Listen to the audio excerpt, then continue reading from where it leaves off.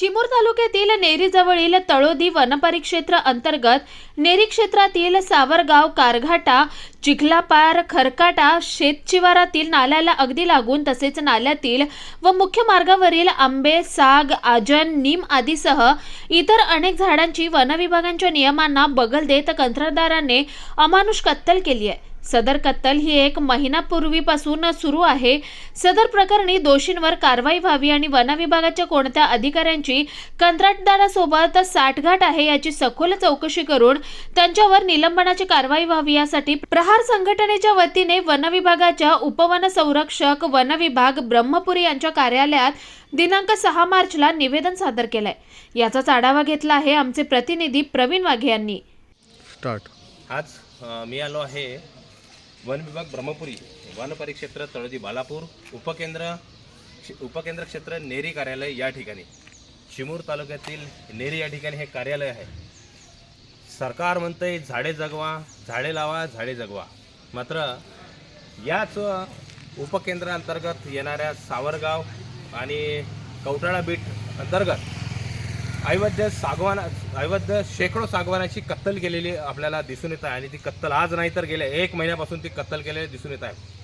सागवान वगळता इतर जर बघितलं आपण तर मोठ्या प्रमाणात त्या ठिकाणी अवैध कत्तल झाल्याचं आपल्याला पाहावयास मिळत आहे। विशेष बाब म्हणजे वन विभागाचं सोनं हे सागवान मानले जाते, मात्र अशा परिस्थितीत जर सागवानाची जर कत्तल होत असेल तर याला जबाबदार कोण?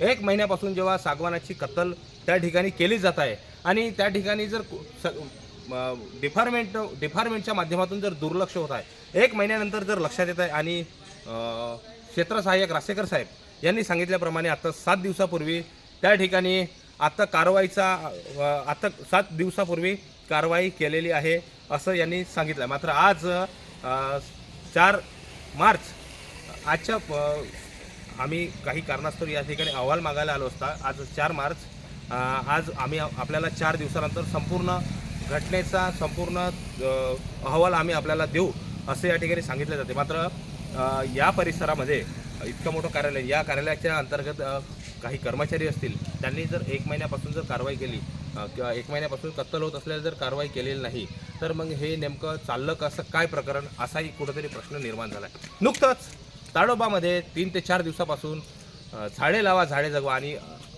अजून बाकीचे उपक्रम हे 4 दिवसापासून राबवले जात आहे ताडोबामध्ये। मात्र ताडोबा लगतच हे परिसर आहे आणि साधारणतः 10-20 किलोमीटरवर हे परिसर आहे।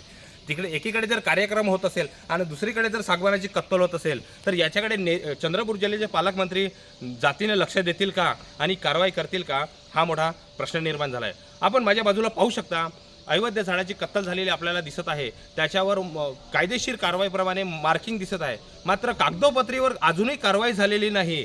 याचं त्या कारवाईचं काय झालं असाही कुठेतरी एक प्रश्न निर्माण होत आहे। त्यामुळे ठेकेदार आणि संबंधित शेतकरी असेल किंवा संबंधित वन विभाग असेल यांची तर कुठेतरी साठगाठ होऊन मिलीभगत तर झाली नाही ना असाही नागरिकांमध्ये वर्तुळात चर्चा निर्माण होत आहे। त्यामुळे आता चंद्रपूर जिल्ह्याचे पालकमंत्री किंवा चिमूर तालुक्याचे आमदार बंटीभाऊ भांगडिया किंवा इतर कोणी असतील, झाडे लावा, झाडे जगवा याची जर जाण असेल तर या प्रकरणावर नेमकी कुठली ॲक्शन घेता आणि काय कारवाई करतील हे देखील पाहणं औचित्याचं ठरणार आहे।